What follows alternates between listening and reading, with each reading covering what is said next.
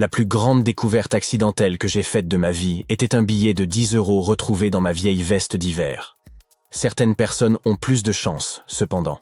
Elles découvrent des villes souterraines datant de plusieurs siècles, ou font des inventions qui les transforment en millionnaires. Le velcro est né d'une simple balade en forêt.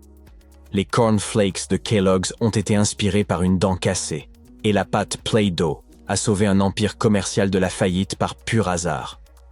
En 1998, l'ingénieur électricien John Williams a fait une étrange découverte qui ressemblait à une prise électrique émergeant du sol. En creusant autour, il a remarqué qu'elle était encastrée dans un petit rocher.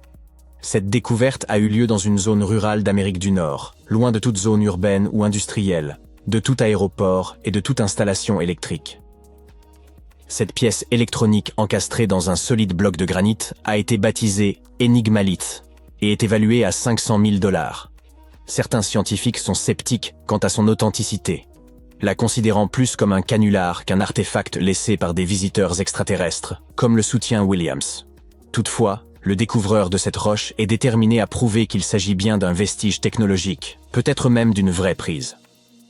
Si ce n'est pas un canular, cette petite découverte pourrait constituer une preuve que les humains, ou une autre civilisation du passé, étaient bien plus avancés que nous ne l'avions imaginé. Ils auraient ainsi pu trouver un moyen d'acheminer l'électricité bien avant les humains du 19e siècle. Williams a invité les scientifiques à examiner sa découverte sans endommager la roche pour déterminer sa véritable nature, mais personne ne s'est porté volontaire. Williams a consulté un ingénieur et un géologue, qui ont tous deux confirmé qu'il n'y avait aucune trace de colle sur le composant électronique. Il n'a pas non plus été soudé, ce qui indique qu'il est aussi vieux que la roche elle-même, datée d'environ 100 000 ans selon une analyse géologique. Le docteur John Kellogg avait une philosophie axée sur un mode de vie biologique, comprenant de l'exercice régulier, des massages, beaucoup d'eau, l'abandon des mauvaises habitudes, peu de caféine et pas du tout de viande. À la fin du 19e siècle, il a pris la direction d'un institut de santé dans le Michigan. Il a un jour concocté un mélange de farine, d'avoine et de semoule de maïs. Convaincu que la cuisson des grains entiers à haute température les rendrait plus digestes et plus sains, il a cuit le mélange 2 fois. Initialement, il en avait fait des biscuits, mais un patient s'est cassé les dents dessus. Ensuite, il a décidé de les briser en petits morceaux. Il est difficile de déterminer exactement comment les cornflakes de Kellogg's sont nés, car il existe de nombreuses versions de l'histoire. La femme de Kellogg, Ella, ainsi que son frère Will, prétendent tous deux avoir joué un rôle dans la création des fameux flocons, tout comme plusieurs autres membres de la famille et du personnel de l'établissement. La légende de la compagnie voudrait qu'un jour de 1888, de la pâte de céréales à base de blé ait été laissée de côté trop longtemps, fermentant au cours du processus. Lorsqu'elle a été finement étalée, la pâte légèrement moisie s'est transformée en ces parfaits, grands et fins flocons qui sont devenus croustillants et délicieux au four. Au fil des années, Will Kellogg a continué à modifier la recette et a réalisé que le maïs, et non le blé, produisait des flocons encore plus croustillants et savoureux. Sa marque, Kellogg's Corn Flakes, est devenue une entreprise à plusieurs milliards de $. Un jour, l'ingénieur suisse Georges de Mestral est allé se promener avec son chien et est revenu avec un concept qui s'avérerait plus tard révolutionnaire. En rentrant de forêt, de Mestral a remarqué que son pantalon et la fourrure de son chien étaient couverts des petites pointes de xanthium. Il a examiné les barbes sous un microscope et a remarqué qu'elles s'apparentaient à de minuscules crochets qui se fixaient aux boucles des vêtements et de la fourrure. Déterminé à reproduire cette technologie naturelle, il a entrepris de concevoir un système d'attache extrêmement solide, aux multiples applications pratiques. Après plusieurs années de recherche et d'expérimentation avec différents matériaux, il a finalement opté pour le nylon. De plus, il a dû mettre au point un métier à tisser spécial capable de tisser des fibres dans les bonnes tailles, formes et densités. Après 14 années de travail acharné, de Mestral a finalement présenté au monde le velcro, dérivé des mots velours et crochet. Bien qu'il ait espéré que son invention remplacerait les fermetures éclairs, l'industrie de la mode l'a initialement perçue comme bas de gamme et peu attrayante. La NASA a toutefois reconnu son potentiel et commencé à l'utiliser dans les combinaisons spatiales et les casques des astronautes dans les années 1960. Aujourd'hui, le velcro est omniprésent, avec une multitude d'applications, des chaussures aux jouets en passant par les coussins des sièges d'avion. Jusqu'au milieu du XXe siècle, le chauffage au charbon était la norme dans la plupart des foyers, laissant de la suie qui s'incrustait partout dans la maison, en particulier sur les papiers peints. Kuttol Products était le principal fournisseur de nettoyants pour papier peint de l'époque. Cependant, dans les années 1950, de plus en plus de gens ont adopté le gaz, le pétrole et l'électricité comme source de chauffage, ce qui a largement résolu le problème de toute cette suie. Le propriétaire de Kuttol Products essayait désespérément de sauver son entreprise. Pendant ce temps, sa belle-sœur, qui était institutrice en maternelle, a lu qu'un nettoyant pour papier peint pouvait être utilisé pour fabriquer des décorations. La pâte à modeler traditionnelle était trop difficile à manipuler pour ses élèves. C'est ainsi qu'elle a décidé d'expérimenter avec ce matériau. Et ça a très bien fonctionné. Elle a partagé sa découverte avec ses proches et a proposé un nom pour ce nouveau produit. Play-Doh. Avec la société Kuttol au bord de la faillite, c'était l'opportunité idéale pour une reconversion. Rapidement, des grands magasins comme Macy's et Marshall Field ont montré de l'intérêt pour ce nouveau jouet et ont commencé à le distribuer. Au début, la Play-Doh n'existait qu'en blanc, mais elle a rapidement été déclinée en rouge, bleu et jaune. Ils ont apporté plusieurs modifications à la recette originale, mais la composition de base reste largement la même que celle utilisée pour nettoyer le papier peint. Une légende urbaine affirme que si vous prenez toute la pâte à modeler Play-Doh jamais produite et la faites passer dans leur machine, vous obtiendrez un serpent assez long pour enrouler la planète 300 fois. Un Turc rénovait sa maison lorsqu'il a abattu une cloison de sa cave à coups de masse. À sa grande surprise, il a découvert un tunnel caché derrière le mur, qui conduisait à une ancienne ville souterraine. Ce tunnel conduisait vers d'autres passages, des salles et des chambres. Cela s'est avéré être un complexe souterrain entier de 18 étages, dépourvu d'habitants et depuis longtemps abandonné. C'était la cité de Derinkuyu, conçue il y a des milliers d'années pour accueillir jusqu'à 20 000 personnes. Quiconque l'a construite a fait preuve d'une grande maîtrise, car creuser des tunnels dans cette roche tendre présente des risques d'effondrement considérables. Aucun des étages de Derinkuyu ne s'est jamais effondré. La ville était équipée d'un système de ventilation sophistiqué, comprenant plus de 15 000 puits d'aération. Les niveaux supérieurs bénéficièrent de la meilleure ventilation et étaient réservés aux chambres et aux espaces de vie. Les niveaux inférieurs servaient principalement au stockage, mais comportaient également des oubliettes.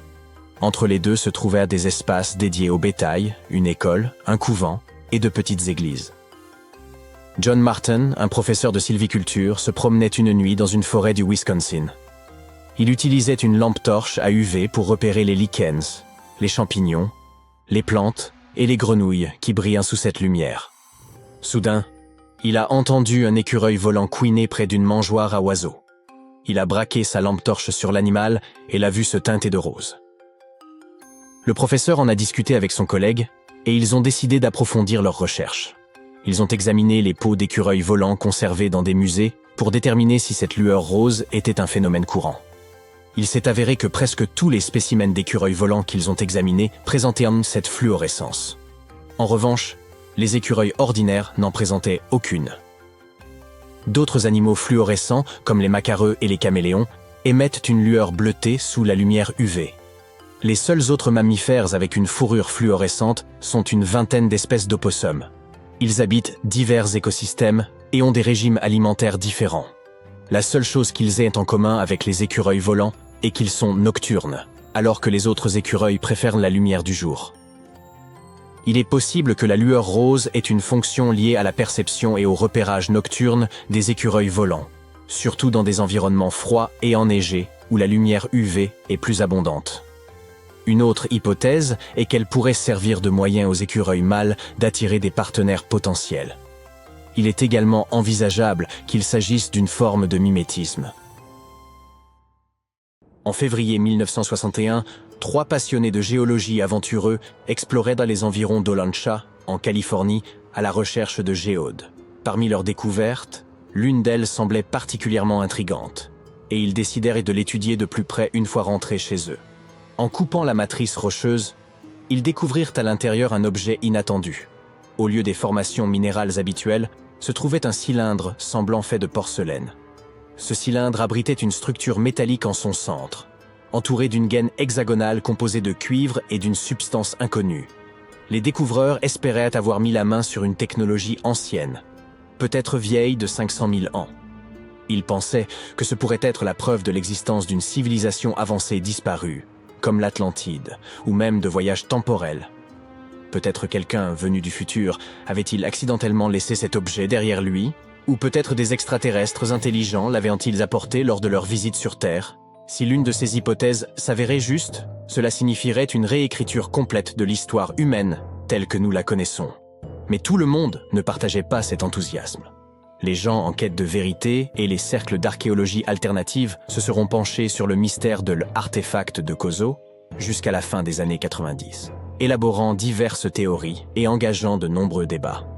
Finalement, un groupe de sceptiques effectua des radiographies et prit des photos de l'objet qu'ils présentèrent à des collectionneurs de bougies d'allumage.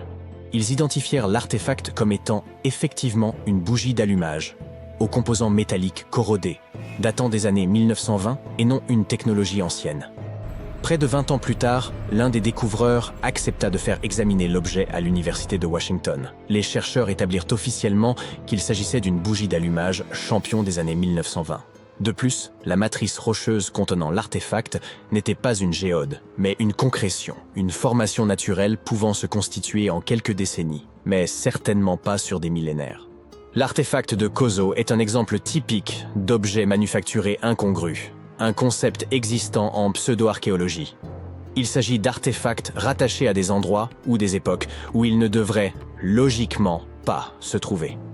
Ceux-ci semblent trop avancés pour la période où ils sont découverts, suggérant parfois une présence humaine là où elle n'était pas censée exister.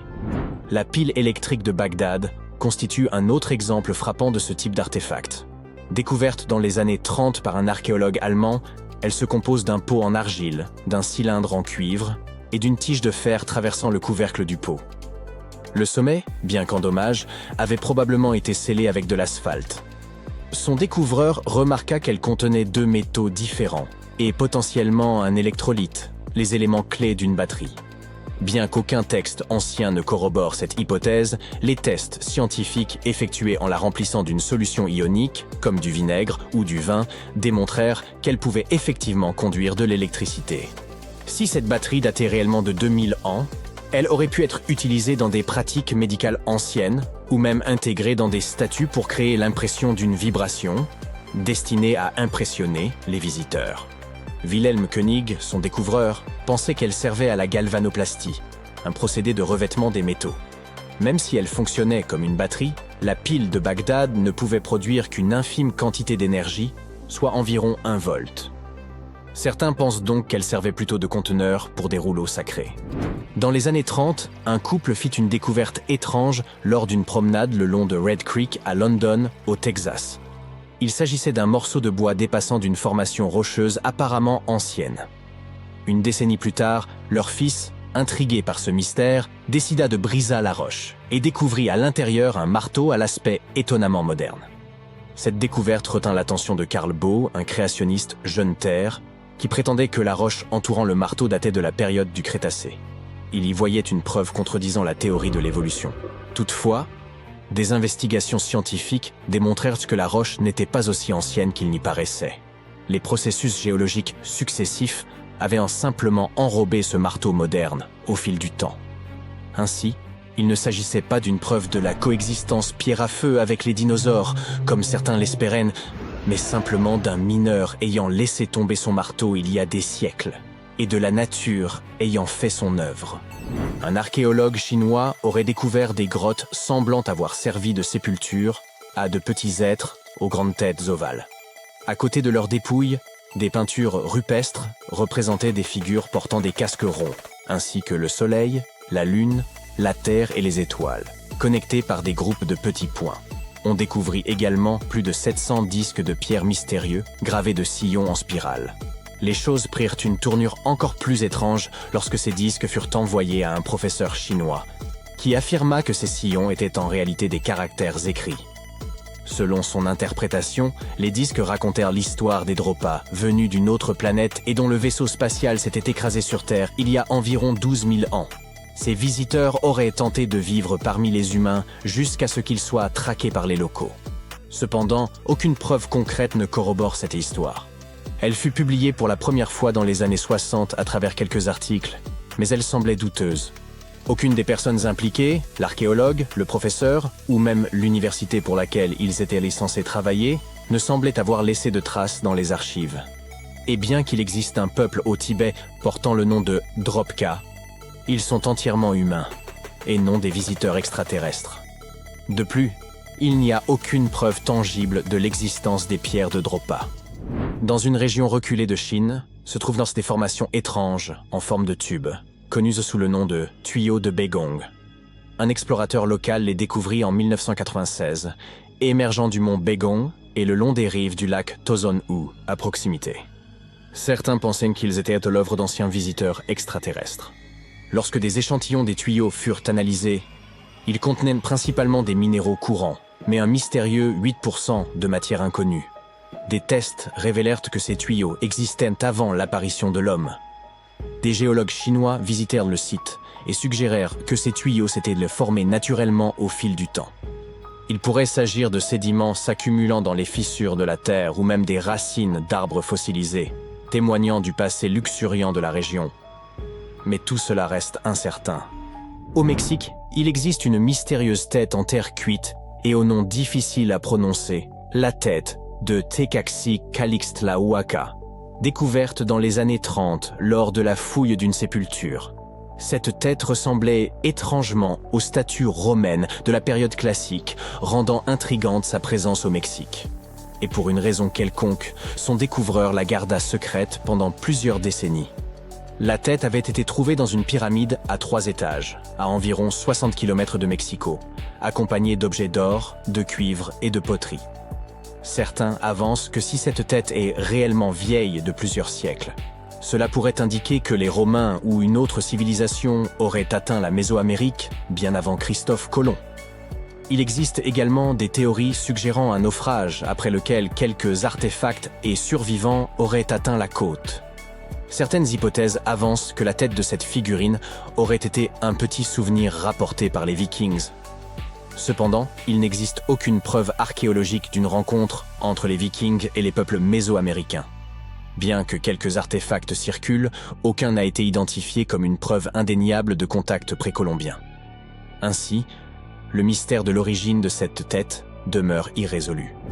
En creusant une tranchée le long d'une rivière en Roumanie, des ouvriers découvrirent un objet en forme de cale, désormais célèbre sous le nom de cale en aluminium d'Ayoud ou coin d'Ayoud. À côté, se trouvaient des os de mastodontes, ces ancêtres des éléphants qui vivaient il y a 11 000 ans, suggérant que la cale pourrait être du même âge. Ce qui est intéressant, c'est que ce coin est fait d'aluminium, un métal qui n'a été découvert qu'au XIXe siècle. La production d'aluminium nécessite une chaleur intense. De plus, la cale est recouverte d'une épaisse couche d'oxyde, indiquant qu'elle est là depuis des centaines d'années. Certains pensent qu'elle aurait pu tomber d'un vaisseau spatial venu d'une autre planète. Certains scientifiques pensent qu'il s'agit d'une supercherie, tandis que d'autres supposent qu'il pourrait s'agir d'un objet fabriqué par l'homme pour un usage inconnu. Avez-vous déjà vu des balles de cricket âgées de 3 milliards d'années ? Les sphères de Klerksdorp, découvertes dans des dépôts de pyrophilite en Afrique du Sud, ont secoué la communauté scientifique. Elles ressemblent en effet à de petites balles de cricket anciennes, avec des lignes similaires à des coutures autour du milieu. Dans les années 80, certains ont prétendu que ces sphères avaient été fabriquées par une civilisation antédiluvienne dont nous ignorions tout. Un conservateur de musée a même raconté qu'elles tournaient d'elles-mêmes dans leurs vitrines. Et une émission de télévision a également invité un voyant qui affirmait que ces sphères étaient les fragments d'un ancien vaisseau spatial. Mais selon les géologues, ces sphères sont en fait des concrétions assez courantes, ou des objets sphériques formés à partir de minéraux différents de ceux de la roche environnante.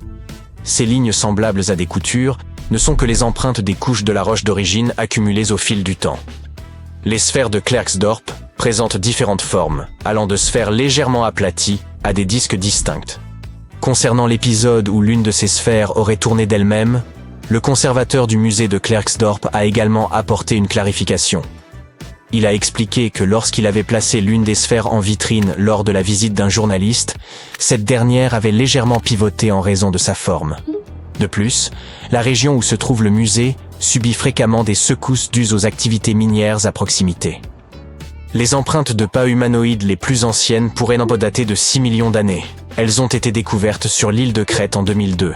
Si cette datation est correcte, cela signifierait que les ancêtres des premiers humains auraient pu migrer entre l'Europe et l'Afrique beaucoup plus tôt que nous ne le pensions auparavant.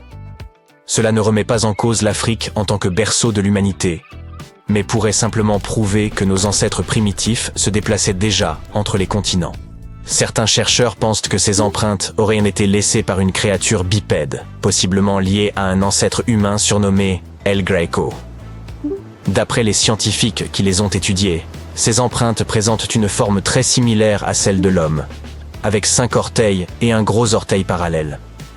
Toutefois, certains demeurent sceptiques et suggèrent que ces empreintes appartiendraient plutôt à un singe européen tardif. Une nouvelle étude a analysé des micro-organismes marins fossilisés dans les roches sédimentaires pour dater ces empreintes et confirmer qu'elles remontent effectivement à 6 millions d'années. La prochaine découverte fascinante qui captive les scientifiques est le pod de Dorchester.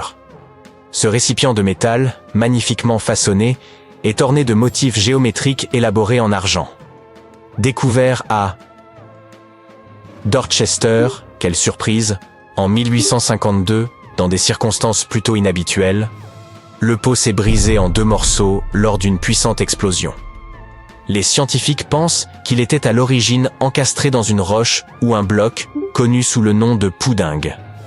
La roche d'où provient le pot de Dorchester date d'environ 500 millions d'années, ce qui pourrait indiquer que le pot lui-même est tout aussi ancien. Toutefois, la théorie actuelle, et bien moins excitante, suggère que le pot de Dorchester ne serait qu'un bougeoir de l'époque victorienne. Ces objets étaient très en vogue à l'époque. Il n'est donc guère surprenant de retrouver un article aussi sophistiqué de cette période. Le pot de Dorchester appartient à la catégorie des objets manufacturés incongrus. Ce sont des objets qui semblent bien trop avancés pour l'époque à laquelle ils sont censés appartenir. Si nous acceptons que le pot ait 500 millions d'années, cela signifie que son créateur était très en avance sur son temps en termes d'artisanat et de technologie. Un mystère supplémentaire est que le pot porte la gravure d'une plante probablement disparue de la Terre il y a plus de 100 000 ans, renforçant l'hypothèse de son incroyable ancienneté. Enfin, il semble que la plus ancienne carte d'Europe soit une pierre vieille de 4000 ans. Cette dalle de l'âge du bronze, découverte en France en 1900 dans un ancien cimetière, présente des gravures représentant en 3 dimensions le réseau du fleuve Odet, et ce avec une précision remarquable d'environ 80% sur une distance de 29 km. Il existe d'autres cartes gravées dans la pierre à travers le monde, mais celle-ci est unique, car elle représente une zone spécifique à l'échelle. Les gravures de la dalle ne cartographient pas seulement les rivières et les collines, mais aussi les peuplements, les tumulus et les systèmes agraires. Les archéologues affirment que cette dalle n'était pas utilisée pour se repérer, mais plutôt pour symboliser un certain pouvoir. Les marques détaillées qui s'y trouvent auraient pu servir à représenter le domaine de la tribu dominante afin d'illustrer son contrôle sur le territoire. Lorsque leur chef a perdu le pouvoir, cette dalle a probablement été réutilisée comme partie d'une chambre funéraire. Cet artefact unique était conservé dans la cave d'un musée et pendant des décennies, il est resté inaperçu jusqu'à ce que plusieurs chercheurs, en lisant d'anciens rapports à son sujet, décident de l'examiner. Ils ont mené une analyse détaillée en utilisant des techniques 3D. Leurs recherches ont ainsi prouvé que les créateurs de cette dalle avaient non seulement gravé des lignes dans la roche, mais aussi modifié sa surface pour refléter avec une grande précision la topographie du paysage. Le cube de Salzbourg, également connu sous le nom de fer de Wolfsegg, a été découvert à la fin du 19e siècle en Autriche. Ne vous laissez pas tromper par son nom, car il ne ressemble pas du tout à un cube. C'est plutôt un objet arrondi avec 2 côtés plats. Au milieu se trouve une rainure, et sa surface est couverte de fossettes et de cratères. Cette apparence unique a conduit beaucoup de monde à penser qu'il pourrait s'agir d'un objet extraterrestre. Des ouvriers ont accidentellement découvert cet artefact en faisant éclater une veine de charbon estimée à plus de 60 millions d'années. Le cube de Salzbourg a été déplacé entre différents musées, a mystérieusement disparu au début du XXe siècle, puis a finalement réapparu. Un professeur de l'université de Bonn a suggéré qu'il pourrait provenir d'une météorite. Cependant, aucune trace d'éléments normalement présents dans les météorites, comme le cobalt ou le nickel, n'a été trouvée. Les chercheurs ont ensuite pensé qu'il pouvait s'agir d'un objet fabriqué par l'homme, un bougeoir de l'époque victorienne, qui sait. Personne ne connaît la véritable histoire de ce cube, pas plus que son emplacement actuel. Et oui, il a de nouveau disparu. Avez-vous entendu parler de l'empreinte de Meister? Il s'agit d'une empreinte de sandales fossilisées découverte en 1968 qui a suscité énormément d'intrigues. Un trilobite se trouve à l'intérieur de l'empreinte. Or, ces créatures sont censées avoir disparu environ 500 millions d'années avant l'apparition de l'homme. Cependant, de nombreux historiens pensent que cette datation est exagérée. Lorsque Meister a découvert le fossile, celui-ci a été authentifié. Toutefois, le scientifique qui a procédé à cette authentification n'a pas confirmé qu'il s'agissait d'une empreinte de sandales humaines. Il a seulement reconnu la présence d'un trilobite. Un autre scientifique, en visitant le site, a découvert une empreinte de 15 cm qu'il pensait être celle d'un mocassin d'enfant, bien que ses chaussures aient semblé neuves. Alors, pourrait-il s'agir d'une trace de voyage temporel, d'un signe que les humains existaient des millions d'années plus tôt que nous ne le pensions, ou d'une preuve que quelqu'un d'autre a visité notre Terre primitive? Ou peut-être est-ce simplement une formation rocheuse qui ressemble à une trace de sandales? Toutes ces questions demeurent sans réponse.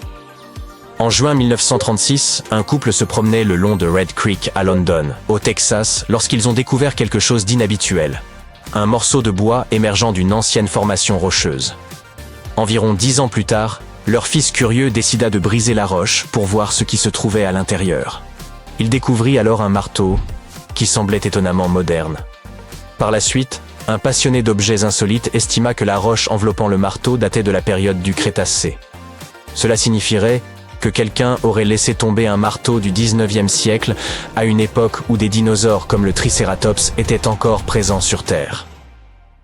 Si ce marteau datait réellement du Crétacé, cela remettrait en cause toute la théorie de l'évolution.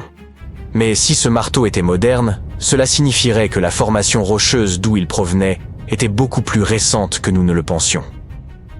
La réponse était en réalité bien plus simple. Le marteau était effectivement moderne, et des processus géologiques l'avaient emprisonné dans la roche. Les minéraux peuvent se solidifier autour d'un objet en relativement peu de temps. Ainsi, ce marteau avait probablement été perdu par un mineur environ un siècle plus tôt, et la roche s'était formée autour de lui par la suite. Et non, ce n'était pas non plus un bougeoir de l'ère victorienne. Nous sommes en 1898, et tu participes à des fouilles à Saqqara. Cet endroit, situé non loin du Caire, regorge de tombes anciennes et de pyramides. En bon aventurier, tu espères trouver quelque chose de vraiment cool, et devenir célèbre.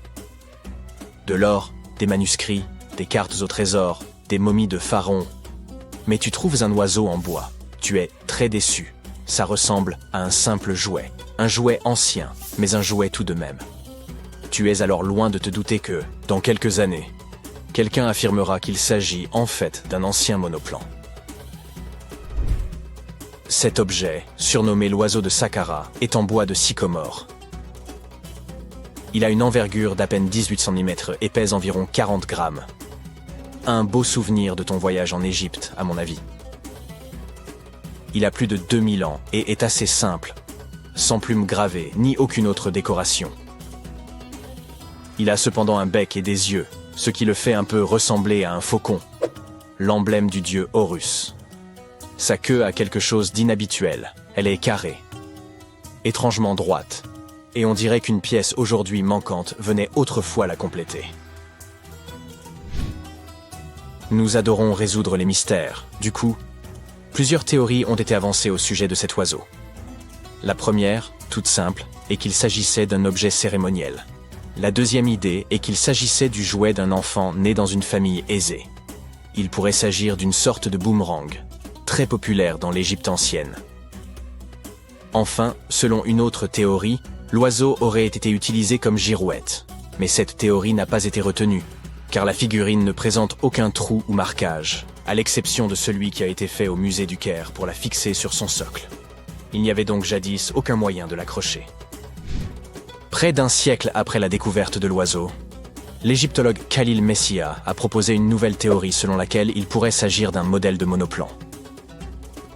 Selon lui, il manquait à l'oiseau un empennage horizontal. Par ailleurs, ses ailes étaient placées à angle droit, comme celles des avions modernes. Cela aurait pu servir à générer la portance aérodynamique nécessaire au vol. Le docteur Messia a également affirmé qu'il était courant à l'époque de placer des modèles miniatures d'inventions technologiques dans les tombes. Les anciens Égyptiens ont-ils vraiment inventé l'avion en 200 avant notre ère? Cela aurait beaucoup contrarié les frères Wright, que l'on considère comme les inventeurs de l'aviation. Ils n'ont effectué leur premier vol qu'en 1903. Afin de nous en assurer, il nous faudrait tester le modèle. Mais le musée égyptien ne laisserait probablement personne lancer en l'air cette précieuse pièce de collection. C'est pourquoi le concepteur de planeur, Martin Grégory, a construit un modèle similaire, cette fois en balsa, et a pu conclure que même avec un empennage horizontal, cet avion n'était pas très performant. Affaire résolue. Et non. Une chaîne de télévision n'a pas trouvé cela convaincant et a donc invité un expert en aérodynamique à construire une autre réplique de notre oiseau. Il l'a testé dans des conditions similaires à celles de l'Égypte ancienne et a été impressionné par ses capacités. Ainsi, si le prototype d'un avion a bien été inventé à l'époque des pharaons, il s'agirait d'un OPART, ou objet manufacturé incongru, en français. Soit un objet anachronique, en avance sur son temps en termes de technologie ou d'histoire. Et l'oiseau de Saqqara n'est pas le seul exemple d'une telle chose. En 1901, un groupe de plongeurs a découvert la machine d'Anticythère dans une épave sous-marine près de l'île grecque du même nom. On l'a surnommée le premier ordinateur analogique du monde. Et on pense qu'elle date d'environ 100 ans avant notre ère. Le mécanisme en bronze pouvait indiquer la position du Soleil, de la Lune, des planètes et des étoiles, ainsi que les phases lunaires, les dates des prochaines éclipses solaires, et même la vitesse à laquelle la Lune se déplace dans le ciel. Personne ne sait exactement qui l'a utilisé, ni comment ou où il a été fabriqué. Mais il est évident qu'il était extrêmement précis et bien trop avancé pour son époque. Les premières toilettes à chasse d'eau ont-elles été inventées au XXe siècle? Et non. Les Minoens de Crète et la civilisation de la vallée de l'Indus ont mis au point cette super invention à peu près à la même époque, il y a environ 4000 ans. Leur modèle de plomberie était si bien conçu qu'il a fallu attendre 2000 ans avant de voir apparaître quelque chose d'aussi performant. Une ancienne toilette minoenne a été découverte dans le palais de Knossos. Elle était équipée d'un siège de bois placé juste au-dessus d'un tunnel qui conduisait l'eau d'un réservoir vers un égout souterrain. D'autres toilettes nécessitaient un apport d'eau à l'aide de cruches. Seuls les riches pouvaient s'offrir un tel luxe. À l'époque, si tu possédais un bien immobilier, les toilettes chasse d'eau étaient le signe de ton appartenance aux plus hautes sphères. Les portes automatisées étaient une chose nouvelle en 1931. Mais la technologie qu'elles utilisent est en fait beaucoup plus ancienne. Elle date du 1er siècle de notre ère.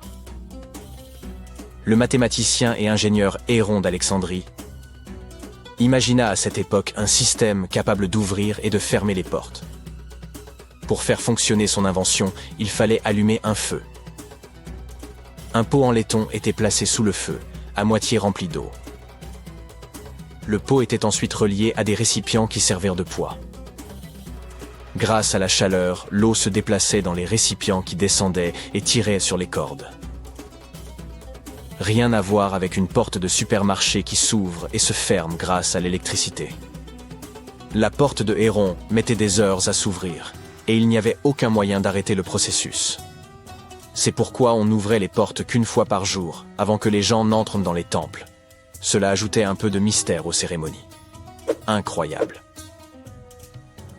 Il semblerait que la toute première batterie ait été inventée à Bagdad, il y a environ 2000 ans. Un archéologue allemand a découvert une jarre d'argile de forme ovale en 1938. Les scientifiques ne savent toujours pas à quoi elle servait ni qui l'a inventée. Selon une théorie, elle aurait été utilisée pour galvaniser des objets avec des métaux précieux.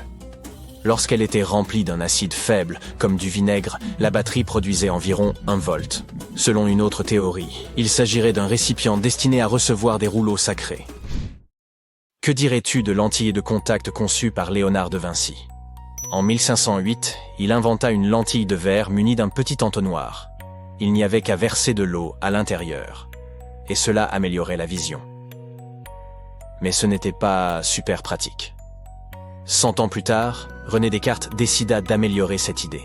On dit lentilles de contact, parce qu'elles sont censées entrer en contact avec les yeux, tu vois? Ce tube de verre rempli de liquide permettait une meilleure vision. Mais il était hélas impossible de cligner des yeux. 2 siècles et demi plus tard. La technologie du verre permit aux scientifiques de concevoir des lentilles qui s'inséraient dans l'œil et permettaient même à leurs porteurs de cligner des yeux. Une belle invention. Toutefois, ces lentilles étaient fabriquées en verre soufflé et l'œil ne pouvait pas respirer. Une 50aine d'années plus tard, les concepteurs adoptèrent le plastique, plus léger, incassable et résistant aux rayures, même si les lentilles couvraient encore l'œil entièrement. Ce n'est qu'en 1948 qu'un certain Kevin Tuohy ponça une lentille en plastique et se rendit compte qu'elle restait en place même en ne couvrant que la cornée. Imagine-toi vivre dans le Londres du 19e siècle et avoir besoin d'envoyer un message à New York. Cela prenait alors une dizaine de jours.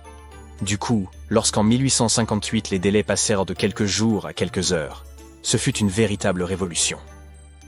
Le premier message fut envoyé par la reine Victoria elle-même, grâce à un câble télégraphique transatlantique qui passait sous l'océan. Hélas, cette invention ne survécut que quelques semaines. Et il fallut attendre des années pour qu'on puisse à nouveau s'en servir. Supposons qu'une autre espèce, humanoïde ou delphinoïde, ait pu exister il y a des millions d'années. Comment retrouver sa trace ? Dans un épisode de Doctor Who, il était question d'une civilisation industrielle non humaine ayant existé sur Terre bien avant nous. Ces reptiles, appelés siluriens, furent contraints de s'enfoncer dans les profondeurs de la Terre à la suite d'une hausse catastrophique des températures. Ils y survécurent pendant des siècles.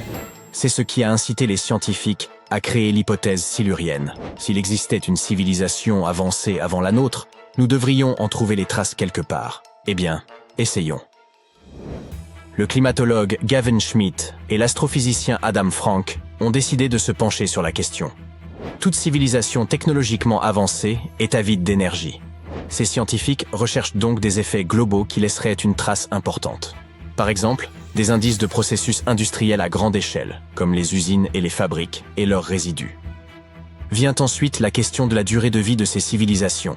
Si elles ont existé sur une longue période, nous devrions rechercher des signes durables, tels que des résidus de combustion de matières fossiles, des extinctions massives, des substances chimiques synthétiques non présentes dans la nature et même des traces de fission nucléaire.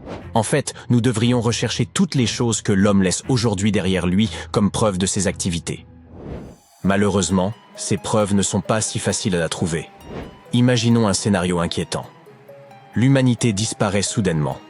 Même si nous avons l'impression que nous avons apporté beaucoup de changements à notre planète, une civilisation future, dans des millions d'années, aurait du mal à trouver des vestiges de notre existence.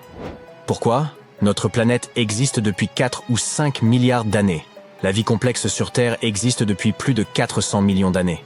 En comparaison, notre période industrielle n'a duré qu'environ 300 ans et nous n'avons toujours pas laissé de traces significatives. Nos archives sur l'histoire de la Terre sont pleines de lacunes, surtout si l'on remonte très loin en arrière. Le registre des fossiles ne contient que quelques éléments. Il est très sélectif et incomplet. En moyenne, un fossile apparaît tous les 10 000 ans, et les empreintes de dinosaures sont encore plus rares. Les montagnes s'élèvent, les océans changent, et la tectonique des plaques peut facilement effacer les traces de civilisations entières. Après quelques millions d'années, il y a de fortes chances que tout signe physique d'une civilisation ait disparu. Pour trouver au moins quelque chose, nous devons rechercher des éléments tels que des configurations sédimentaires anormales ou des taux isotopiques inhabituels. En outre, les fossiles se forment principalement dans l'eau, ce qui nous empêche de savoir quelle fut la destinée des créatures terrestres. Ainsi, même s'il existait il y a des millions d'années une société technologiquement avancée, et même si elle était beaucoup plus avancée que la nôtre, nous aurions beaucoup de mal à trouver des indices de son activité. Frank et Schmidt tentent de comprendre comment nous pourrions espérer en repérer les traces. La découverte de véritables villes serait la preuve ultime de l'existence d'une civilisation de type silurien sur Terre. Mais Adam Frank n'est pas très optimiste. Même aujourd'hui, nos villes représentent moins de 3% de la surface du globe. Il est donc facile de passer à côté des ruines d'anciennes cités. La survie d'une ville sur des dizaines de millions d'années dépend du niveau d'affaissement de la terre qui l'entoure. Elle peut soit se retrouver enfermée dans la roche, soit se voir érodée par la pluie et le vent. Ainsi, des lieux tels que le quartier français de la Nouvelle-Orléans ont plus de chances de figurer dans les archives géologiques que par exemple le quartier de Haight-Ashbury à San Francisco. En ce qui concerne la découverte d'objets anciens, les chances sont également assez minces. Aucun iPhone préhistorique ne survivrait sur des millions d'années, quel que soit son matériau. Trouver des restes fossilisés est peut-être un peu plus probable, mais cela reste problématique. Étant donné que l'homme moderne n'existe que depuis une centaine de milliers d'années, il est tout à fait possible que nous ne voyions tout simplement pas les traces d'une espèce plus ancienne et plus avancée. Mais tout n'est pas sans espoir. Nous pourrions tomber sur ces traces dans les roches. Notre époque chaotique actuelle pourrait laisser une marque dans l'histoire géologique de la Terre. D'autant plus que nous sommes en train de vivre un PETM 2.0. J'y reviendrai dans un instant.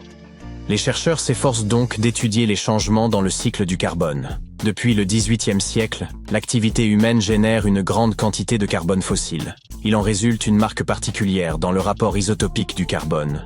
Une sorte de signature qui montre la différence entre le carbone présent dans les êtres vivants, tels que les coquillages, et le carbone présent dans les roches volcaniques sans vie. Les scientifiques cherchent également à identifier des indices dans la disposition des sédiments. La présence de grands deltas côtiers peut signifier que des rivières artificielles furent autrefois creusées par les habitants d'une civilisation hypothétique. Des traces d'azote peuvent suggérer une agriculture à grande échelle, où l'on utilisait beaucoup d'engrais. Des pics de concentration de métaux dans les sédiments pourraient révéler la présence de rejets provenant d'industries lourdes. Bien entendu, une seule découverte de ce type ne nous apprendrait rien. Selon M. Schmitt, il convient de rechercher plusieurs signes à la fois. En l'absence d'artefacts incontestables, le caractère unique d'un événement ne peut être démontré que par une variété d'indices, et non pas par une série de changements liés à une cause unique. Dans leur quête d'indices de type silurien, les scientifiques ont même décidé d'examiner la Lune. Certains astronomes s'étonnent que personne ne se soit penché sur la question auparavant. Ils ont même plaisanté sur la possibilité que des dinosaures ayant pu construire des fusées et laisser des traces sur la Lune ou d'autres corps célestes. Ces astronomes pensent que les planètes semblables à la Terre ont tendance à effacer les traces de civilisation à leur surface. Ils explorent donc l'idée saugrenue que ces êtres hypothétiques y ont pu voyager dans l'espace. Dans ce cas, des vestiges de leur technologie, appelée technosignature, pourraient en se trouver non seulement sur notre Lune, mais aussi sur des astéroïdes, ou même enfouis sur Mars. Là, ils pourraient perdurer pendant des millions, voire des milliards d'années. Malheureusement, jusqu'à présent, bien qu'ils aient sondé les 380 millions d'années écoulées et examiné tous les événements anormaux, les chercheurs n'ont pas trouvé de traces évidentes d'une civilisation technologique. Mais ils n'abandonnent pas pour autant. Frank appelle à poursuivre les recherches. Par exemple, nous pourrions étudier comment les produits chimiques industriels modernes se conservent dans les sédiments océaniques. Cela pourrait nous aider à identifier des traces chimiques similaires dans l'histoire de la Terre. S'il n'y a pas de traces, pourquoi se donner tant de mal? Ces recherches sont basées sur les récents articles de Schmitt et Frank. Ils se sont penchés sur l'Anthropocène. Il s'agit de la période dominée par les activités humaines sur Terre. Elle est remplie de ce que l'on appelle des hyperthermies. Il s'agit d'événements préhistoriques au cours desquels les températures sur Terre ont fortement augmenté sur une période relativement courte. Des sortes de vagues de chaleur extrêmes du passé. Le maximum thermique du passage Paléocène-Éocène, ou PETM, en est un bon exemple. Ce phénomène, qui s'est produit il y a environ 55 millions d'années, s'est traduit par une hausse rapide des températures mondiales. En l'espace de 200 000 ans, la température moyenne sur Terre est passée d'environ -12,8 à -10 degrés Celsius. Nous étudions ces hyperthermies pour comprendre comment elles se sont produites, qu'elles soient dues à des causes naturelles ou à des activités humaines. Et elles sont donc à l'origine des recherches de Frank et Schmitt. Pour les étudier, les scientifiques ont commencé à examiner les signaux chimiques et leurs différentes traces présentes dans les roches. Ce faisant, Schmitt et Frank ont découvert d'étranges parallèles entre tous les problèmes climatiques actuels et les périodes passées de changements rapides de température. Il existe une grande similitude entre le PETM et d'autres événements hyperthermiques. Tous ces travaux ne visent donc pas seulement à résoudre un mystère historique. Comprendre notre impact sur l'environnement peut nous aider à trouver de meilleurs moyens de vivre en harmonie avec la planète et d'éviter de disparaître en tant qu'espèce. Notre Voie lactée regorge de planètes qui pourraient être propices à la vie. Mais nous ne savons pas s'il existe d'autres civilisations. La Terre est le seul endroit que nous connaissons où vivent des êtres vivants. Il y a environ 200 ans, on se demandait s'il n'y avait pas une civilisation sur Mars. À l'époque, c'était une vraie question. Mais une fois que nos sondes spatiales nous ont envoyé des photos, nous avons constaté qu'il n'y avait aucune preuve de l'existence d'une civilisation extraterrestre, et nous sommes un peu passés à autre chose. Aujourd'hui, cette question n'est même plus considérée comme un sujet scientifique sérieux. Elle est même un peu ridicule. Mais personne n'a encore fixé de limite claire à ce qui aurait pu se produire sur notre propre planète il y a très longtemps. Même nous n'avons aucune preuve. Nous ne devrions pas écarter cette possibilité. N'oublions pas que l'humanité a mis du temps à identifier les dinosaures. Les Siluriens attendent peut-être patiemment leur heure. Une découverte macabre a été faite en Égypte il y a quelques années. Vous voulez en savoir plus ? 16 mains humaines, soigneusement enterrées dans 4 fosses sinistres. À première vue, elles ne ressemblaient pas vraiment à des mains humaines, car elles étaient anormalement grandes. Mais c'étaient bien des mains d'hommes. Bizarrement, il n'y avait que des mains droites, aucune main gauche. Et nous avons découvert qu'un ancien rituel très sombre avait eu lieu à cet endroit. L'art et les contes de l'Égypte ancienne parlent d'une cérémonie au cours de laquelle les guerriers présentaient la main droite de leurs adversaires comme preuve de leur victoire et demandaient de l'or en échange. Les Égyptiens croyaient en une vie après la mort, et couper la main de quelqu'un revenait à lui ôter son pouvoir pour l'éternité. S'assurer ce type de victoire était intéressant pour les guerriers. Dans le cas qui nous occupe, le combat avait opposé les Égyptiens aux Hyksos, qui vivaient dans ce qui s'appelait autrefois Canaan. L'Égypte a souvent été le théâtre de découvertes qui ont marqué l'histoire. Et il y a quelque temps, ce papyrus a été retrouvé. Quand on le déploie, il est un peu plus grand qu'un gratte-ciel. Le plus petit gratte-ciel du monde, d'accord. Celui de Wichita Falls, au Texas. À l'époque, les humains n'écrivaient pas sur leur téléphone, ils écrivaient sur cette chose, fabriquée à partir de la moelle du souchet papyrus. Il y a environ 2000 ans, les anciens Égyptiens ont composé quelque chose qui ressemble à un livre.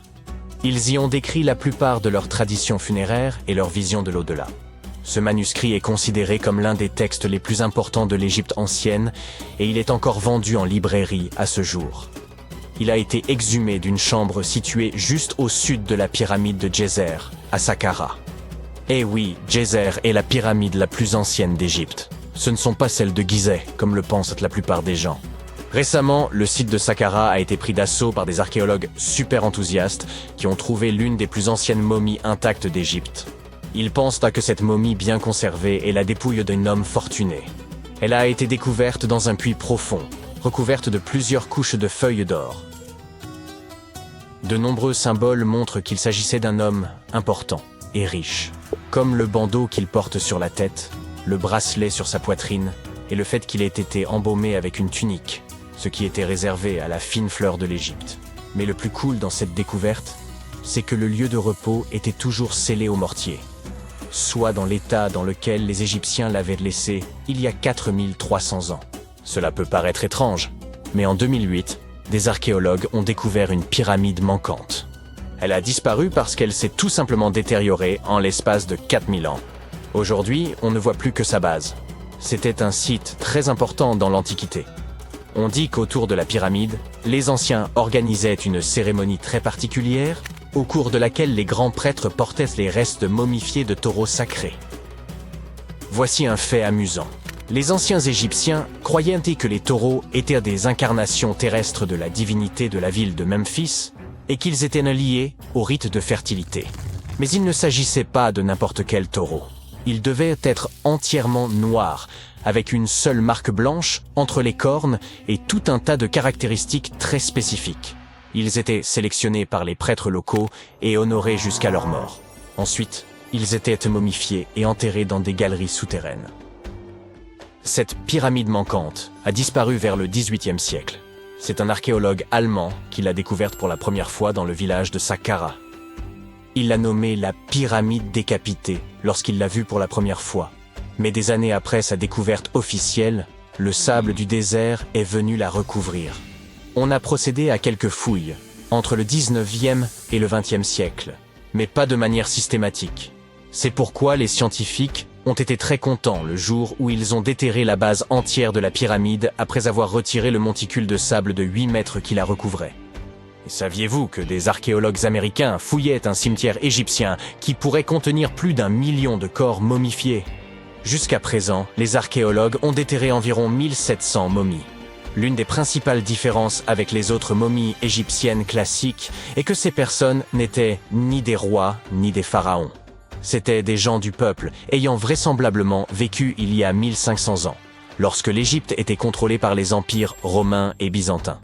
Le nom du cimetière est intéressant, la voie du buffle d'eau, au cas où vous voudriez y jeter un coup d'œil lors de votre prochain voyage. Outre les taureaux et les buffles, les Égyptiens de l'Antiquité aimaient aussi les babouins. Y a-t-il une logique dans tout ça? Au début du XXe siècle, des archéologues ont découvert un site rempli de babouins momifiés dans un endroit appelé la vallée des singes. Un animal n'aurait pas été momifié s'il n'était pas considéré comme important.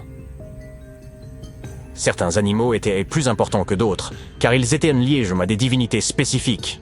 Les chacals étaient liés à Anubis, l'ancien dieu de l'au-delà. Quant aux chats, ils étaient assimilés à la divinité féminine Bastet. Les babouins étaient très importants, car on pensait qu'ils étaient liés à Thoth, la divinité de la sagesse et conseiller de Ra, l'une des divinités suprêmes de l'Égypte.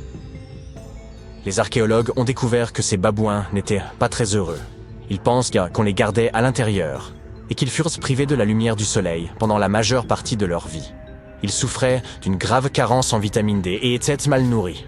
Peut-être que Thoth s'est mis en colère contre les gardiens de ces babouins, simple supposition. Les archéologues ne s'ennuient jamais en Égypte. Ils ont également trouvé des momies humaines avec des langues en or. Les Égyptiens étaient très attachés à la vie après la mort, et ils pensaient qu'avoir une langue en or pouvait aider une personne à parler une fois passée de l'autre côté. Un peu difficile sans doute, mais pourquoi pas. Certaines de ces momies furent placées dans des cercueils en bois avec des objets tels que des colliers, des poteries, des objets en or en forme de fleurs de lotus et de scarabées, et des iPhones. Je plaisante. Un nouveau temple a également été exhumé récemment en Égypte. Les scientifiques pensent qu'il était consacré à Zeus Cassios. Cette divinité serait un croisement entre Zeus, la toute-puissante divinité grecque, et le mont El-Kas. En fouillant la péninsule du Sinaï, en Égypte, les archéologues sont tombés sur 2 colonnes de granit rose qui sortaient du sol. Et bingo!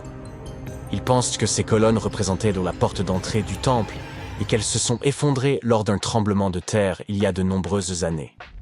Et puisqu'on parle de divinité, certaines sont moins sérieuses que d'autres.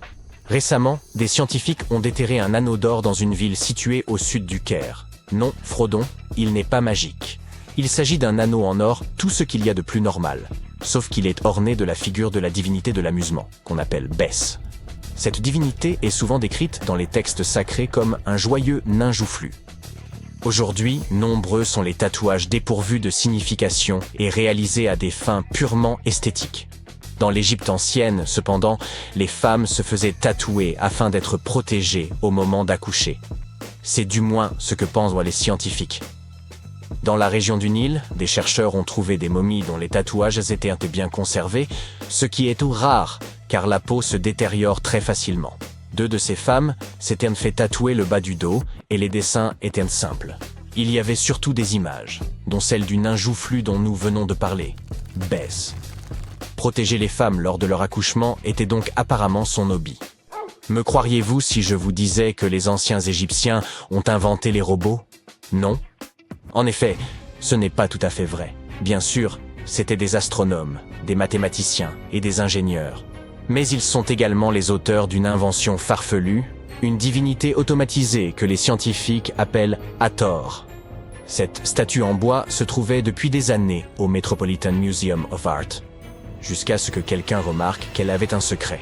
À l'aide d'un scanner à rayon X, les spécialistes ont découvert un système mécanique à l'intérieur de la statue. L'axe en forme de poulie va de l'épaule de la statue à sa jambe gauche. Lorsque le système tourne, la statue lève et abaisse sa main, comme pour dire bonjour. Imaginez que vous ayez été choisi pour répondre à l'une des questions les plus importantes de l'histoire. Quelle a été la première civilisation sur Terre? La description du poste est simple, mais la tâche est extrêmement difficile. Vous devez déterrer la preuve de la première civilisation officielle du monde. Étaient-ce les Sumériens en ancienne Mésopotamie? Ou étaient-ce les anciens Égyptiens répartis le long du Nil? Sans vouloir vous mettre la pression, l'histoire est littéralement entre vos mains. Bonne chance! Puisque vous ne pouvez pas remonter le temps et visiter l'ancienne Mésopotamie pour obtenir les réponses à vos questions, vous devrez rechercher dans les bases de données des musées afin d'obtenir quelques indices. Avant toute chose, nous avons besoin d'une définition de ce qui est considéré comme une civilisation. Il ne s'agit pas seulement de milliers de personnes regroupées et vivant harmonieusement. Il y a certains éléments clés qui, ensemble, font d'un groupe de personnes une civilisation. Comme, par exemple, le domaine de l'urbanisme, autrement dit, la construction de villes, les systèmes d'irrigation et l'écriture. Vous décidez de commencer votre recherche en plongeant profondément dans l'histoire des Sumériens, qui occupent aujourd'hui la position de première civilisation du monde. Maintenant, imaginez être le premier de votre espèce. Cela signifie ne pas avoir d'exemples externes.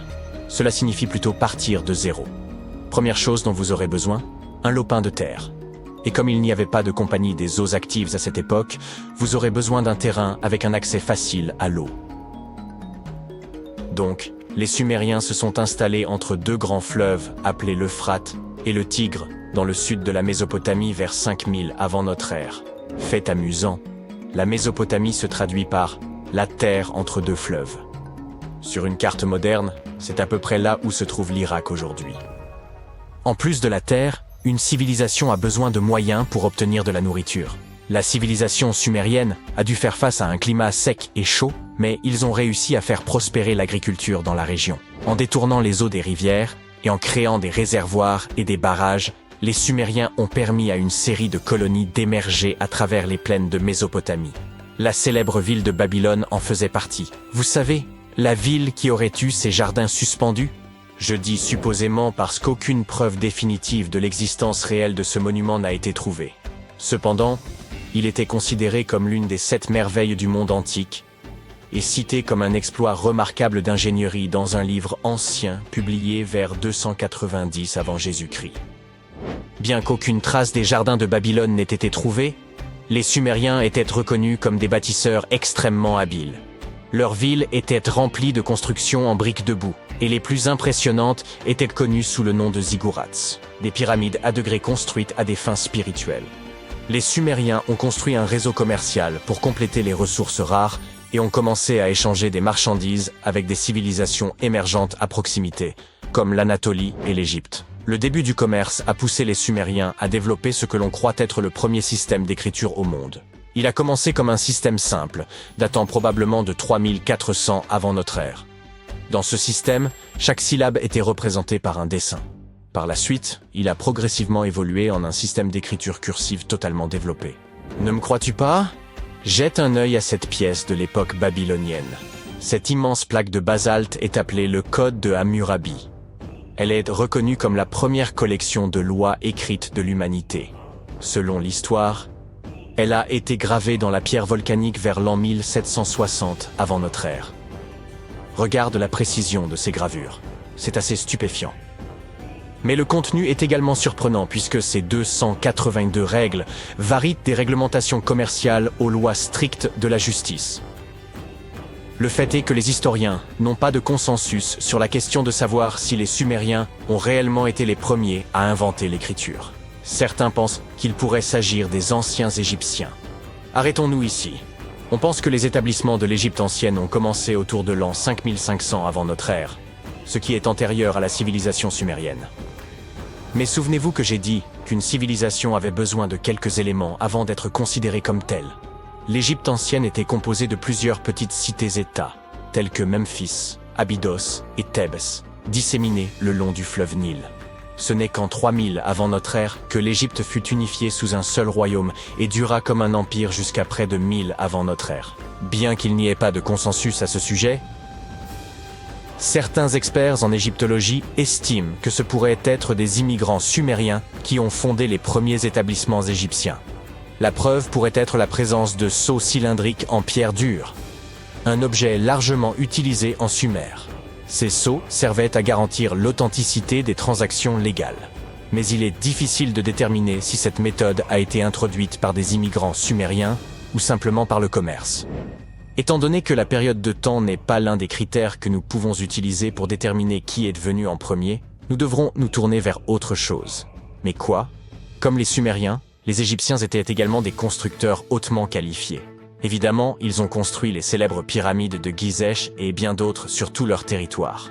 Pour améliorer leur technique de construction, ils se sont immergés dans le développement d'une compréhension plus approfondie des mathématiques. Ils ont développé une nouvelle forme de mesure, appelée le coudé, qui était l'équivalent de la longueur d'un bras. La Grande Pyramide, par exemple, mesure 440 coudées sur 440 coudées. Ils étaient également des astronomes innovants, combinant leurs compétences mathématiques avec une observation astronomique attentive. Ils furent la première civilisation à utiliser une division du jour en 24 heures.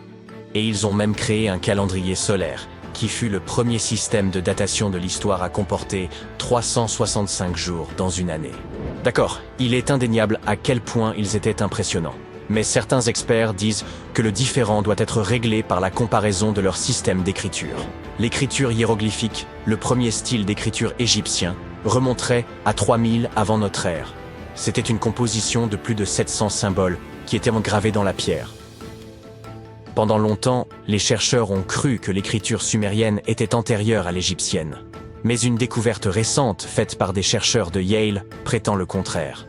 Des archéologues ont découvert un panneau de 4 signes qui aurait été écrit vers 3250 avant Jésus-Christ.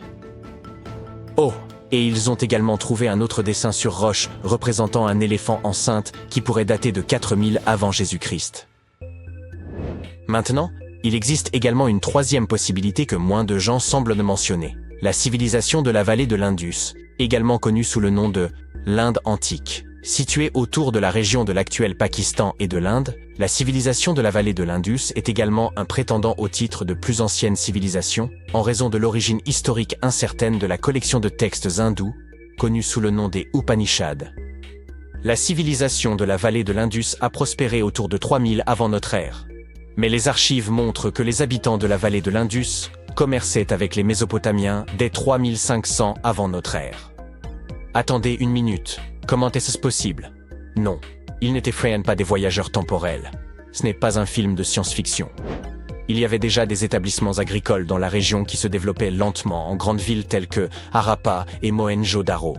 Les anciennes villes indiennes étaient sophistiquées, remplies de maisons en briques cuites, construites selon un système de grilles. Ces villes anciennes possédaient même des systèmes de drainage et d'égouts qui reliaient la plupart des maisons et utilisèrent la gravité pour évacuer les déchets hors de la ville. Elles étaient vraiment avancées. Ils étaient également une civilisation extrêmement religieuse, et les croyances hindoues étaient au cœur de leurs pratiques. Malgré cela, leur ville n'était pas remplie de bâtiments spirituels. En réalité, le bâtiment le plus important de Mohenjo-Daro était un bain public. Intéressant, n'est-ce pas? Maintenant, pourquoi ne pouvons-nous pas savoir s'ils étaient la plus ancienne civilisation sur Terre? Même si certains historiens soupçonnent que les origines des habitants de la vallée de l'Indus peuvent remonter à 5000 avant notre ère, il n'y a aucune preuve concrète de cela, seulement des spéculations. La meilleure preuve que nous ayons sont les Upanishads. Les Upanishads sont des textes remplis de philosophie, de mantras et de cérémonies. Le fait est qu'une partie des pratiques hindoues consistait à mémoriser et à transmettre la sagesse des Upanishads sous forme orale. Ainsi, il a fallu un certain temps avant qu'elles n'apparaissent sous forme écrite. Eh bien, je dirais que les historiens ne sont pas vraiment sûrs de quelle était la première civilisation du monde. Nous ne pouvons que deviner à ce stade. Mais qui sait quelle nouvelle découverte pourrait révéler? La peur de l'océan est une crainte parfaitement légitime, inscrite dans nos gènes.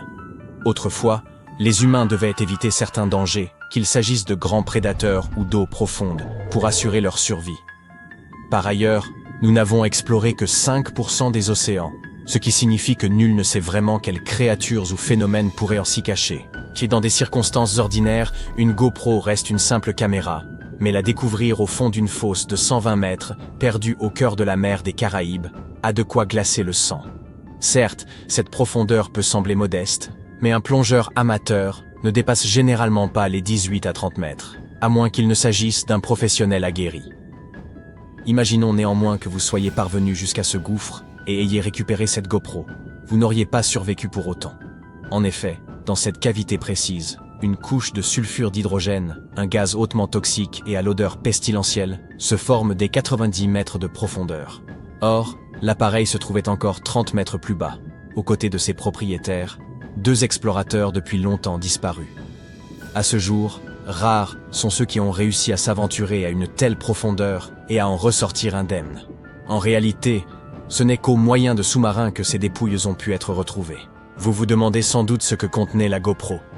Dans de telles histoires, on s'attend souvent à des indices troublants. Pourtant, elle ne renfermait que des souvenirs heureux, immortalisant les bons moments vécus par ces explorateurs au cours de leur voyage. Une conclusion mélancolique à ce périple. Les abysses abritent également des créatures à l'apparence quasi irréelle, mais d'une manière à la fois fascinante et singulière, comme l'éponge extraterrestre. Ce curieux spécimen a été observé pour la première fois en 2016, près de la fosse des Mariannes. Il appartient à un écosystème surnommé la forêt de l'étrange, un sobriquet qui ne fait que renforcer son caractère intrigant. Ce qui le rend encore plus singulier, c'est la présence de 2 petites ouvertures, rappelant des yeux, et lui donnant l'allure d'une créature en train d'épier les alentours. Un autre détail surprenant, son squelette est entièrement composé de verre. Si les cafards vous terrifient, prenez une profonde inspiration avant de poursuivre. Prêt? Bien, car au fond de l'océan, il existe plus de 20 espèces distinctes de grands isopodes, des créatures semblables à des scarabées, pouvant atteindre 36 cm de long. Effrayant, n'est-ce pas? Mais, rassurez-vous, ces animaux ne font qu'arpenter les abysses en quête de nourriture, à moins que vous ne plongiez à plus de 2000 mètres de profondeur, ce qui, comme nous l'avons vu, est irréalisable, vous ne risquez pas d'en croiser. Malgré son nom digne d'un film d'épouvante, le cténophore au ventre sanglant est en réalité une créature fascinante que l'on peut également rencontrer dans les profondeurs marines. Elle évolue entre 250 et 1500 mètres sous la surface, dans les tréfonds de la zone crépusculaire, bien loin des eaux où vous avez l'habitude de barboter. Ce qui rend cette méduse si unique, c'est sa teinte particulière. Dans cette zone où la lumière est presque inexistante, nombre d'espèces adoptent des stratégies d'adaptation, certaines émettant une faible lueur, à l'image de la baudroie, tandis que d'autres optent pour le camouflage. Cette méduse, quant à elle, arbore un rouge profond, rendant son estomac invisible aux autres prédateurs lorsqu'elle digère des proies colorées et bioluminescentes. Elle possède également une rangée de peignes qui diffusent une splendide lumière iridescente, sublime et redoutable. L'homme a lui aussi laissé son empreinte dans cet univers étrange qu'est le fond des océans. Selon l'endroit où vous plongez, vous pourriez tomber sur des fragments de moteurs de fusée ayant servi au programme Apollo. Lorsqu'une fusée est propulsée dans l'espace, certaines parties sont larguées dans la mer une fois le carburant épuisé, afin d'alléger l'appareil. L'un des moteurs de la fusée Apollo 11, celle qui a permis aux premiers humains de marcher sur la Lune, a d'ailleurs été retrouvé au fond de l'océan plus de 40 ans après son lancement. Il est désormais exposé au Museum of Flight de Seattle. Quand l'espace ne vous passionne pas d'inquiétude, il y a aussi de quoi captiver les amateurs de la piste de l'Oregon. 2 locomotives du 19e siècle reposent sous 27 mètres d'eau au large des côtes du New Jersey. Ces machines, datant des années 1850, ont probablement été précipitées dans l'océan à la suite d'une violente tempête ou volontairement jetées par-dessus bord pour alléger le navire qui les transportait et éviter son naufrage. La plupart de ces découvertes sont accessibles uniquement en plongée, mais rassurez-vous, même si l'idée des profondeurs marines vous effraie, vous pouvez tomber sur des phénomènes étranges rien qu'en vous promenant sur la plage. Prenez ces téléphones Garfield, échoués sur les côtes bretonnes. Depuis les années 80, on assiste à des apparitions récurrentes du célèbre matou. Et il aura fallu près de 30 ans pour qu'un agriculteur de Portsmouth, nommé René Morvan, apporte une explication toute simple. Un conteneur rempli de produits dérivés de Garfield s'est perdu en mer avant de finir sa course dans une grotte marine. Il y a fort à parier que le sourire figé de ces téléphones continue de hanter les habitants de la région. Tout comme une tempête a révélé le mystère des téléphones Garfield, un autre phénomène similaire a mis au jour des épaves de navires engloutis depuis plus de 6 siècles. Et cette fois, il ne s'agit pas d'un récit à la Titanic, mais d'une intrigue digne de pirates des Caraïbes. Lorsque la tempête a charrié ces vieux navires, les autorités de Césarée ont mis la main sur un véritable trésor comprenant 2000 pièces d'or, ainsi que des pièces d'argent et de bronze, des pierres précieuses et des bijoux. Un butin digne des plus grands récits de pirates. Mais ne vous faites pas d'illusions. Bien que les zones archéologiques sous-marines de la région soient accessibles aux plongeurs, ces richesses sont conservées en lieu sûr, dans un musée. En parlant de pirates, une autre curiosité sommeille sous l'océan. La cité engloutie de Port-Royal, en Jamaïque. En 1692, la ville a été frappée par un séisme dévastateur, suivi d'un tsunami. Un enchaînement catastrophique. Mais la bonne nouvelle, c'est que ce vestige historique peut encore être exploré aujourd'hui, à condition de plonger sous l'eau. Et ce n'est pas la seule ville submergée à travers le monde.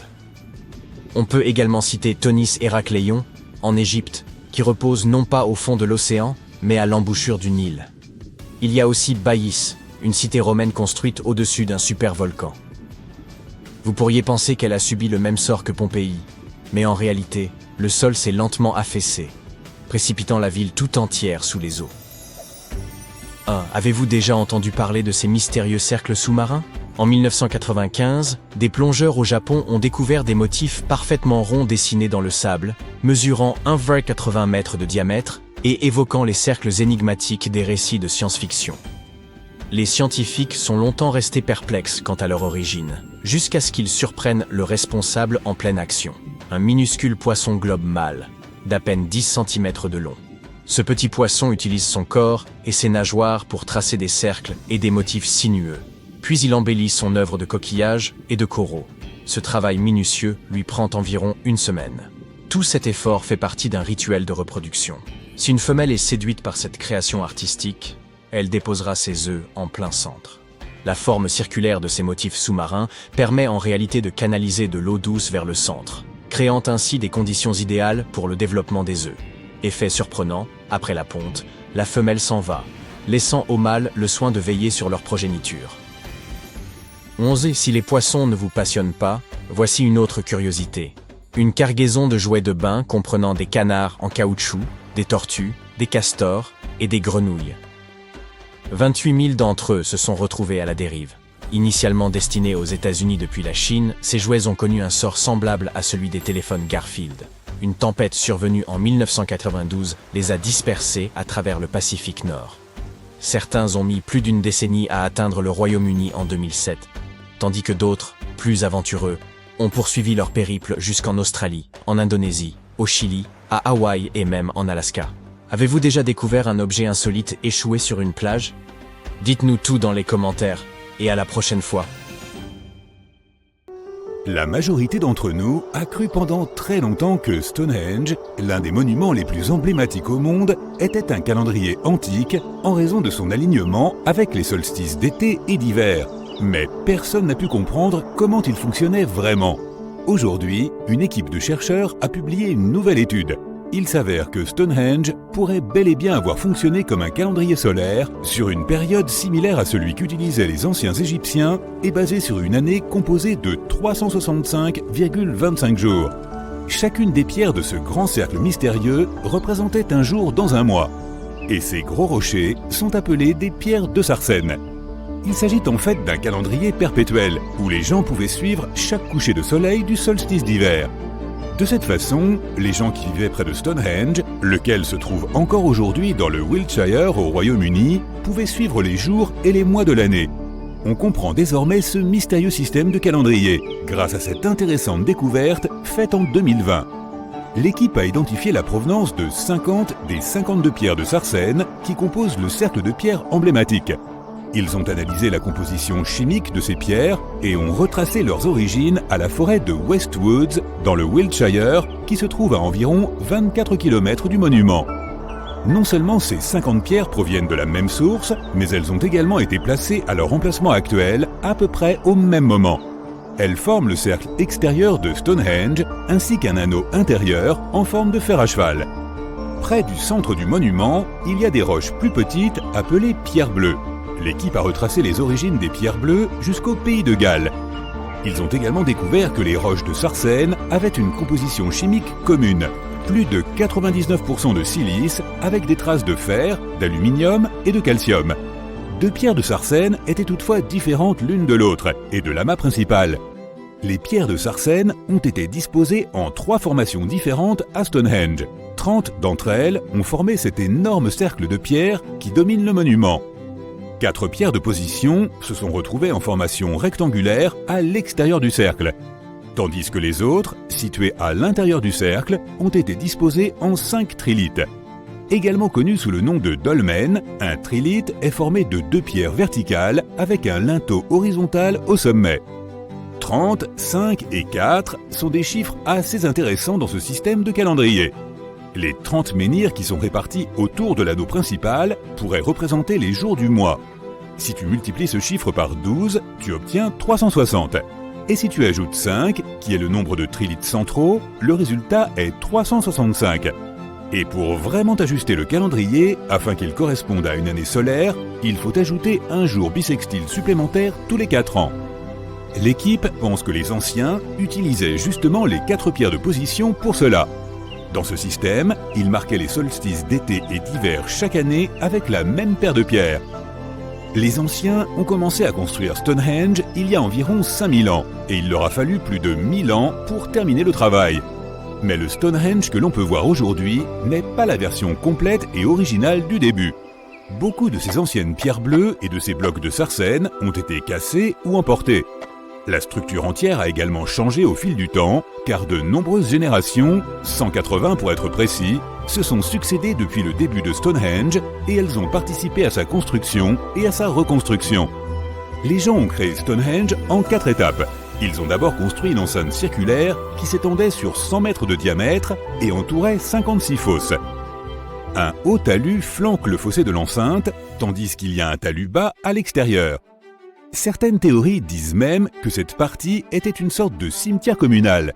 Plus tard, dans la deuxième phase, les bâtisseurs ont ajouté un fer à cheval de trilithes en Sarsène. Lors de la troisième étape, ils ont construit une avenue cérémoniale de près de 3 km de long. Elle suivait probablement le chemin des pierres bleues qui ont été déplacées des premiers trous d'Aubray aux trous Q et R, un double arc dans lequel ces pierres bleues ont été disposées. À ce stade, les bâtisseurs ont également réorganisé les pierres d'entrée et recoupé le fossé de l'enceinte principale. Lors de la quatrième étape, les pierres ont été cassées et les bâtisseurs ont gravé des sculptures dans le Sarsène. Plus tard, les pierres bleues ont été à nouveau modifiées. Les bâtisseurs n'ont laissé aucune trace écrite de la façon dont ils ont réussi à traîner ces lourdes pierres jusqu'au site et à les faire tenir si parfaitement droites. Mais selon certaines théories, leur technique était davantage liée au travail du bois qu'à la maçonnerie. Ils ont réalisé des trous de mortaise et des tenons saillants pour rassembler les pierres et ont utilisé des joints à rainures et languettes pour ce faire. Lorsqu'ils ont creusé le trou pour les pierres, ils ont placé des poteaux en bois à l'arrière du trou qui ont servi de support. Puis, ils ont mis la pierre en position et l'ont hissée vers le haut avec des cordes. Ils ont tassé des gravats dans le trou pour s'assurer que la pierre reste en place. Une société agricole pré-industrielle a donc assemblé ce monument fascinant en utilisant uniquement des outils en pierre et en os. La roue n'avait même pas encore été inventée. Cette formation inhabituelle est aussi connue sous le nom de roche sonnante. Les pierres que tu peux voir à Stonehenge ont des propriétés acoustiques assez étranges. Lorsque tu les frappes, elles produisent un fort bruit de gong. Cela pourrait être l'une des raisons pour lesquelles les gens ont pris la peine de les transporter sur une si longue distance en premier lieu. Dans certaines cultures anciennes, les gens croyaient que ces roches avaient des pouvoirs de guérison. C'est un endroit très populaire qui attire plus d'1 million de visiteurs par an. Lorsqu'il a été ouvert au public pour la première fois, les visiteurs étaient autorisés à se promener parmi les pierres. Ils pouvaient même grimper dessus car il n'y avait aucune restriction. Jusqu'à la fin du 19e siècle, les visiteurs écaillaient régulièrement des morceaux de la roche pour les rapporter chez eux en souvenir. Ils gravaient également leurs initiales dans les pierres.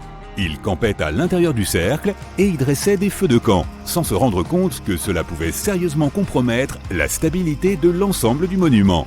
Au fil du temps, il y a eu de plus en plus de restrictions, jusqu'à ce que le monument soit finalement interdit d'accès en 1997 à cause de la grave érosion des pierres. Cela signifie que si tu veux le visiter, tu ne peux le voir que de loin, à moins que tu ne payes un supplément pour la visite du cercle de pierre qui ne peut être organisé qu'en dehors des heures de visite normales. À l'origine, Stonehenge avait 2 entrées qui menaient à l'enceinte. Il y en avait une large au nord-est et une autre un peu plus étroite située du côté sud. Si tu l'observes aujourd'hui, tu peux voir qu'il y a beaucoup plus d'espace entre les pierres. C'est surtout à cause des traces, faites par la suite, qui traversaient autrefois le monument. Le sol à l'intérieur de Stonehenge a été gravement perturbé, et pas seulement à cause des visiteurs creusant des fosses à feu.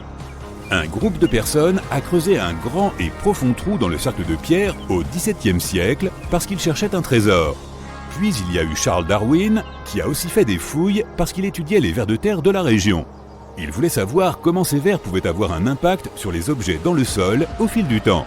Il a observé comment une pierre tombée là s'était enfoncée plus profondément dans le sol et a réalisé que cela se produisait à cause des activités de ces minuscules créatures qui barattaient le sol en permanence.